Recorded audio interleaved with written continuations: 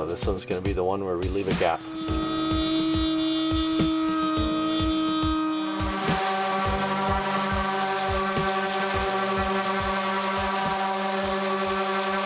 Hey there guys, today me and my dad are going to show you how to make this bat house. So let's get started.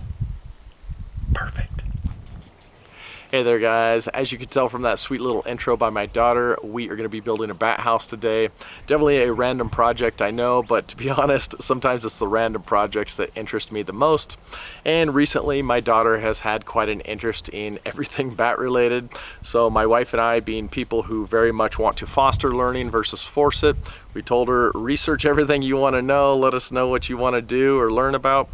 And she's learned a ton, and now she wants to build a bat house, so that's what we're gonna do today. So let me get to the build. I may do a little voiceover because there was a little wind at the beginning, but I think it turned out pretty cool, and maybe it'll be something that you might want to do with your kids.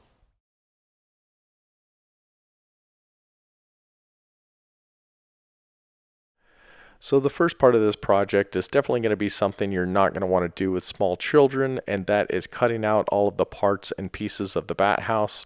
As I mentioned before, I'm using some general plans from batcon.org, and I have modified the plans just slightly so as to be able to use some of the pieces of plywood that I already had left over from previous projects. But generally it is about 95% exact dimensions of the batcon plans. And the first piece I am cutting out is the back. I have added pocket holes so as to be able to attach the sides. And what I'm doing here is just cutting some very shallow lines in the back of the board so that the bats will have something to climb on once they're inside the house. And the next two pieces I cut will make up the sides of the bat house. You'll notice each of these pieces has an angled cut on one end, and that is what will eventually make up the slope of the bat house roof. The plans call for a 25-degree angle, but I really don't think it matters, just so long as you have enough slope to shed water off of the roof. And then on the lower portions of these, I cut two side vents that will eventually correspond with an opening in the front to allow more airflow. After I had the sides cut out, I then started on the roosting boards or chamber dividers. These are the surfaces that the bats will roost upon, and the holes at the top just allow them to pass from one chamber to the next without having to leave the bat house. And then all of these shallow lines you saw me cut, that just allows the bat to get a better grip on the board. And then instead of letting my daughter use the saw, I just gave her the Dremel tool to do some of the boards in a little more of an organic fashion, just lots of random roughing up of the surface just to make it easier for the bat to climb upon. And then these skinny little boards that I'm cutting out on the table saw will just serve as spacers to properly space out all of the roosting boards to make up the chambers within the bat house.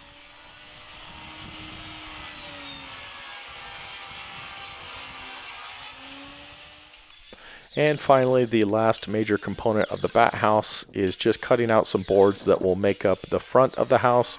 You could easily use another piece of plywood here, but I just chose to use some of the extra solid wood that I had, and I'm cutting all of these on an angle so that when I install them on the front, they will shed water in case gaps ever develop in between these pieces.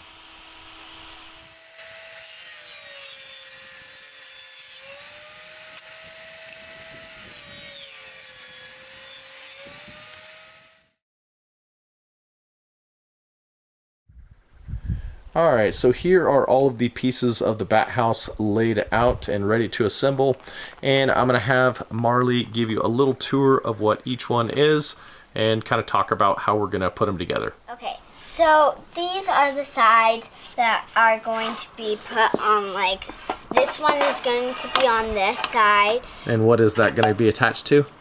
This back, this is the back. As Okay. you can see, my dad sawed little lines through here, these little cutouts. And what so are those lines for? So the bats can climb. These pieces up here. Okay, so this is the front, and they're going to be laid out next to each other. Okay. These pieces, this and this. Okay. And what is this piece over here? this is the roof, and you don't want a flat roof. You would like a sloped roof like this. So Daddy cut a little angle in it at 25 degrees so that it ends up sloping down, and you'll see that in just a second. And what are these pieces for, Marley? Okay, these are the dividers, and these holes are for what the bats are going to go through. Like, so this is going to be a room, and they'll be able to go into that room. Okay, and what are the lines for? The lines are for the bats to climb on. Okay, and how do we keep these dividers spaced out? These are the spacers. Okay. And what you do is you're going to set these on top.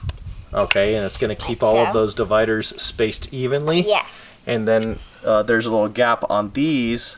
Which is going to make an airflow like that. To allow for those vents to still have air flowing. And you don't want the bat box too small, or else the bats won't like it. So that's what those spacers are for? Yes, or too big, like super big, because then predators can come up and grab the bats. And bats don't like, of course, being eaten. So what you want to do is make it not too big or too small. You just want to make it perfect. Okay, so should we put this together now? Yep. All right.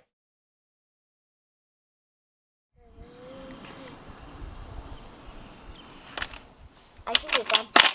Okay, this one, but don't squeeze it too much.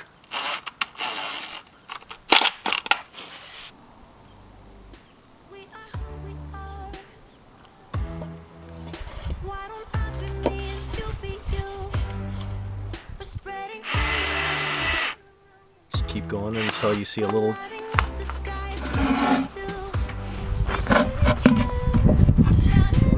Push it. All right, good job.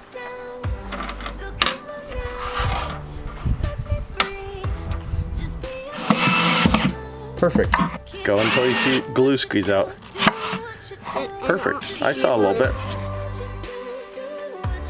Pull. Pull.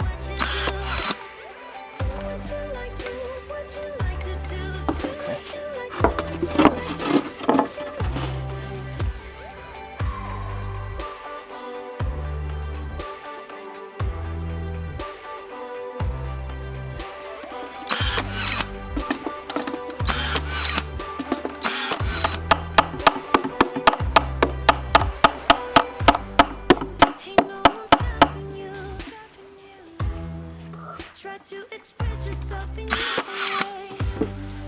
And we could have some fun. Can you mush it down? Mush it. Go like this. Okay, kind of mush it down. I'll get this up.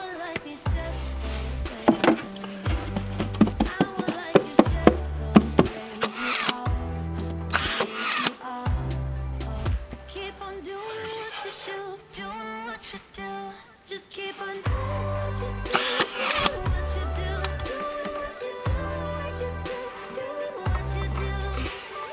Do what you like to, what you like to do, what you like to do, what you like to do, what you like to do. Okay. No long enough to dry is what you mean. Yeah. So this one's going to be the one where we leave a gap. Can you make sure? And we make a gap so there's airflow, like we said in the beginning. And what's the other airflow area? Down here on the sides? On the sides. I know we've said this probably 100 times, but it is important. Yep. Okay.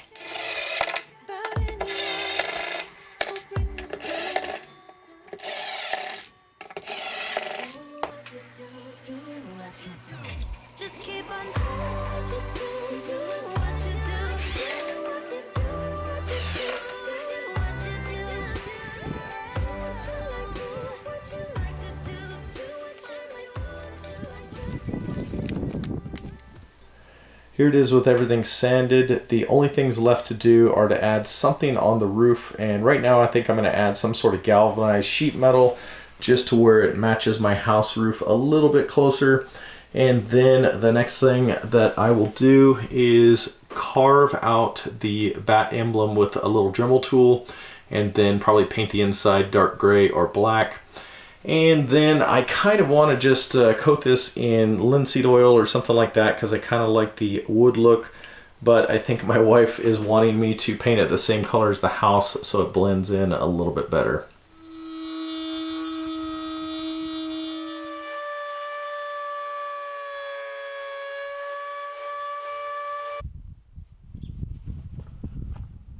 You don't even need to stay in the lines or anything, just get paint all in those grooves.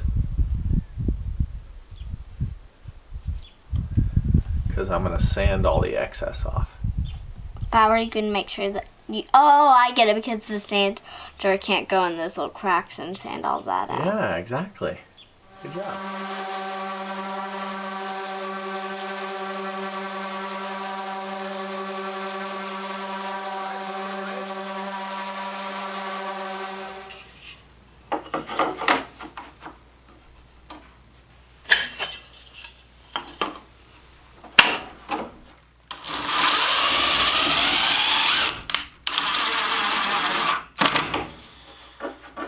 So I just finished adding this aluminum trim around the edges of the roof. This is 1 inch by 1 inch 16 gauge aluminum angle. And what I think I'm going to use for the roof is just some overlapped strips of aluminum. If you watched my travel trailer project, this is the same aluminum that I used for the side trim of the travel trailer. And it'll just kind of sit up there like that. And I don't know if I'm going to use screws up here or just tape it on or what, but that's pretty much going to be the roof. Alright, so scratch what I just said about using those pieces of aluminum for the roof. I've got a little bit of a change of plans. I was originally planning on mounting this above my garage window where it would have some protection from my main house roof overhang, but I've since decided to mount this on a stand away from the house. So I wanted a little bit of extra protection, so I added slightly bigger pieces of galvanized roofing metal so it would have just a little bit more of an overhang over the sides.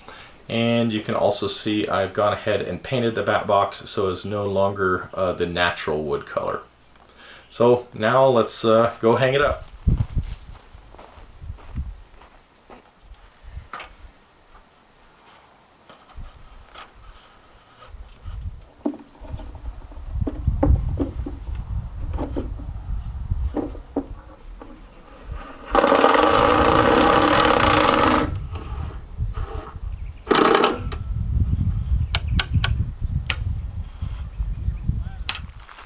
Alright, so it's been about 3 months since you saw those last couple of clips of us putting the bat house on this stand back here.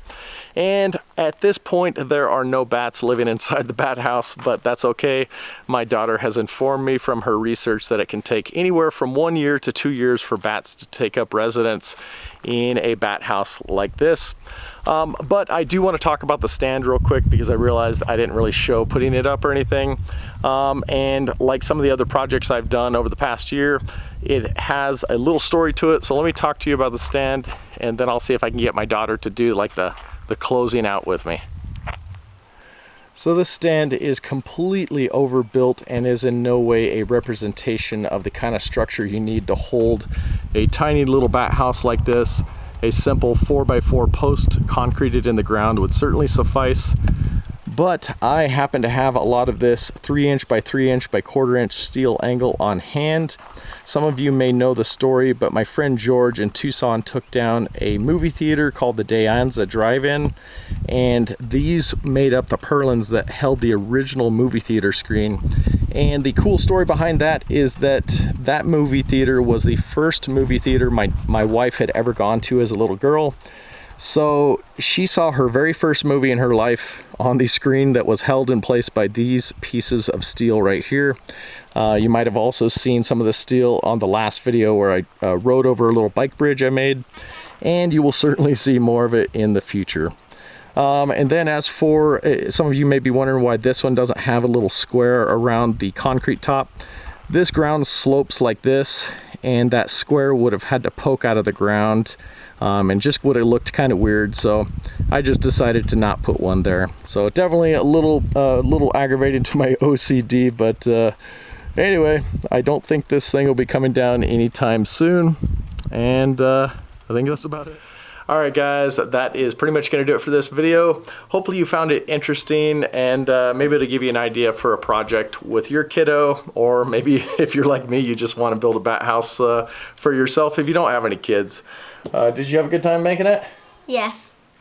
What did you learn during the process of doing this video, like with regard to bats? Okay. I don't know, she's given me like, I don't know, 50 or 100 different facts over the past couple of days, but what was the thing about it's the only flying something? Mammal Yeah. on the planet. Only flying mammal on the planet. I did not know that. How fast can they fly? Over 100 miles per hour. That's pretty impressive. I don't think that's all, but that's just one type of bat, right? What was, where's the largest bat cave? In Texas. In Texas. That's always good. Everything's bigger in Texas. And how much can they eat? How much can they eat per hour? Over 1,000 mosquitoes. Oh, that's pretty impressive. Over 1,000. What else? What about the largest bat? How big is the wingspan of the largest bat? Bigger than you. Bigger than me, and I'm 6 foot, so, or almost bigger. It was like 5 foot something, right? Yeah. Yeah. And then what is the tiniest bat? How much does the tiniest bat weigh, you told me? Less than a penny. That's pretty small. So anyway, I didn't realize there was the great number of bats that there are, but pretty interesting subject. Anyway, did you enjoy building it with Dad? Mm-hmm. We build lots of stuff, but we don't always video every project. You have any other projects in mind you want to build? A playground. Oh yeah, the playground. She's been asking me for a playground for a while, so maybe stay tuned for that in the coming months. So as always, appreciate you guys watching. Give this a thumbs up if you liked it, and we will see you next time. Bye. Bye.